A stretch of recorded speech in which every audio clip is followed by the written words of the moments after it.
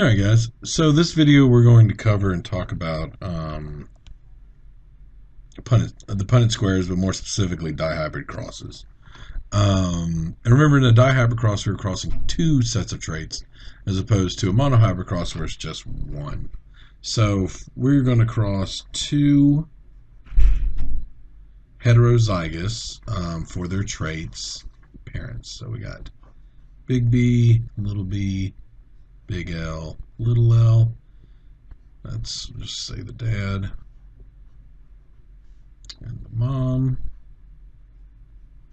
All right, we got big B, big L, little l. Now, if we remember, we kind of do that kind of foily kind of technique to get all of our possible gametes. All right, so down the side we have big B, or big B, big L, big B, little l, little b, big L, little b, little l. Okay? Probably should have drawn out some boxes before I did this, but we're going to freehand it, see how it goes.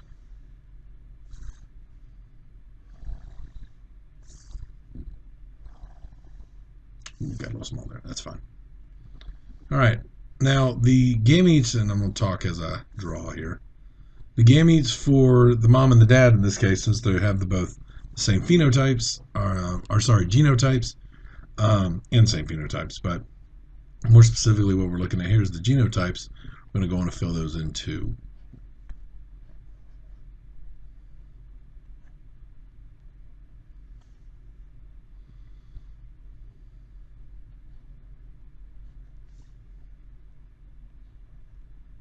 There we go. Now as we fill in the Punnett square, we have, usually like I said, what we're going to what we'd ask on a quiz is not so much about our test or whatever. It's not so much about the possibility of all the genotypes, because we could have a bunch of genotypes with this. But really what we're going to ask about probably is more the phenotypes. So aka, what do they look like? So I'm going to go on, fill these in, and be back in a minute. So if you want to go on and fast forward through me doing this, feel free to do so.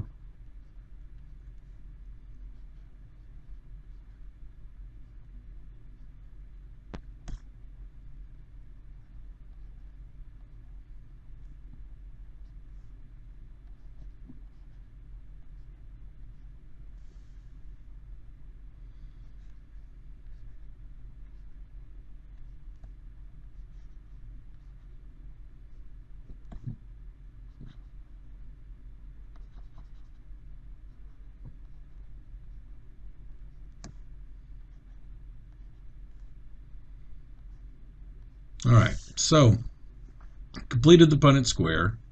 So let's talk about what our traits. So we're going to have black, black fur or white fur. If you remember, we did a guinea pig one like this, so I'm just going to use those, what they use there. We got long hair or short hair.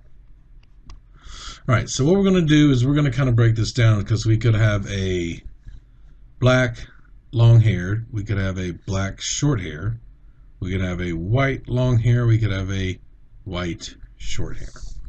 So what I'm going to do is I'm going to actually, let's see if I can get another color here. Boom, we're going to do green. So the dominant phenotype is going to be green. All right, so where's my camera? It's hard to see. So this would be, they have the dominant phenotypes. So green, green, green, green, green, green, green, green, green. All right.